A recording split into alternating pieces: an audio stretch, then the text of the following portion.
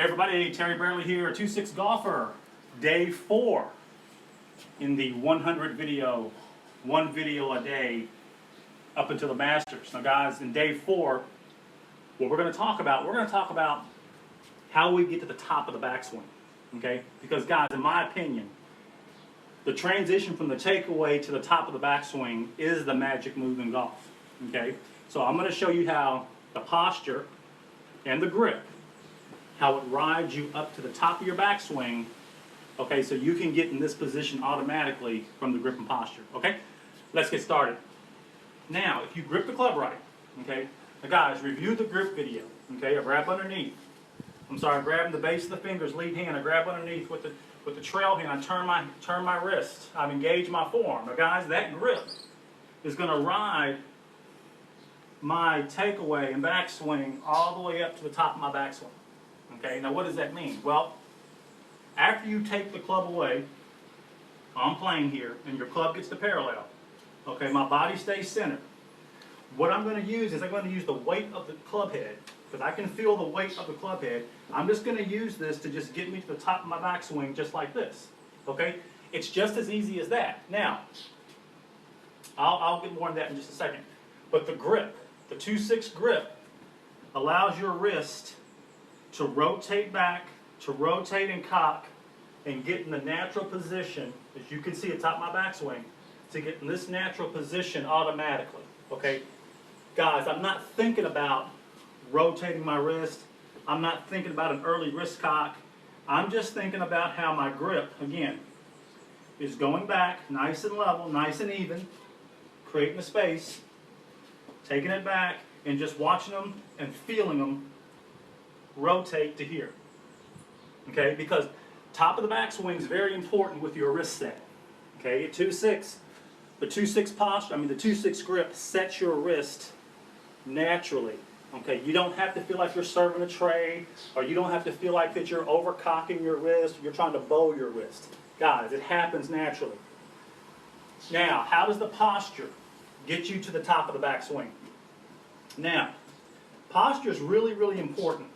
Because when I put a little more weight on my lead leg, when I pinch my rear knee in just a little bit, like an inch, put my lead cheek behind the ball, again, that puts me in a pre-takeaway position. When I'm in a pre-takeaway position, when I get to here, I feel the weight on the inside of both of my feet, and then again, I use the weight of the club head, to just take me up and around. Guys, it's just as easy as that. You don't need any other video to explain to you that staying centered is the key. So here, my body hasn't moved. My body hasn't moved. My body hasn't moved. Now, once I get here, and my rear hip begins to go back, as my club head goes back, now my rear hip starts to go back, okay? And it's set up, when I pinch my rear knee and I have 10% more weight on my lead leg, the 10% is going to stay on my lead leg to compensate for my hip going back. Because guys, I've got to have 10% more weight on my lead leg goes back to keep me centered. So I'm right here, my body hasn't moved, body hasn't moved, body hasn't moved. Now from here, my hip goes back, the weight stays on my lead knee, okay? And now I've stayed centered because the 10% stayed more on my lead leg as my rear hip went back. They canceled each other out so I could stay centered. It's just as easy as that. You need to make this a very quiet transition. The average golfer on the weekend, what he'll do is, or what she'll do is, she'll snatch it back, or he'll snatch it back, and then you'll come way off your center. Or if you come back good, you begin to twist a little bit. You see how that twist made me hit my rod here? Because I was twisting. I've got to stay what? Got to stay centered. Got to stay centered. When I get here, watch how my body stays centered as 10% stays on my lead leg as my hip goes back. There it is right there. It's perfectly centered. I feel more weight on the inside of my feet here, inside of my lead foot. I feel more weight on the inside of my trail foot. Okay, that's how you get to the top of the backswing. One more thing on top of the backswing. On the arc, on the swing arc. Notice as my arc is like this, okay? I don't want to take the club back and then lay it off. I got to continue with my arc. My arc starts here, here.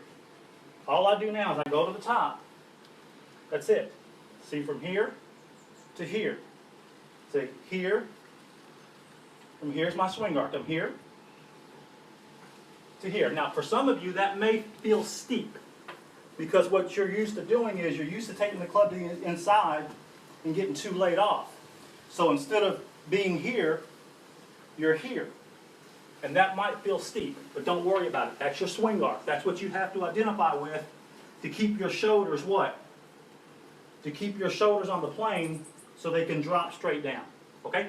That's how you get to the top of your backswing. Now, tomorrow, video, what we're going to do is we're going to learn how to initiate that downswing. Okay? And that'll be video number 5 in the 100 video, one video a day up until the Masters. Okay? Terry Bradley here. For those of you who are joining me from YouTube, click the link below. Put your name and email address in the box after you click the link for more 2-6 videos from me. I'm going to also put a link to my 2-6 e-course. Okay, the e-course is full of graphs, text, video, chat, interactive features, everything that's involved with engagement with me to get you playing better golf right away. So join the thousands of golfers around the world, okay, who are involved in 2-6, so you can be a better golfer too and start shooting those 80s and 70s and even some 60s that are in my network. Okay? Talk to you soon.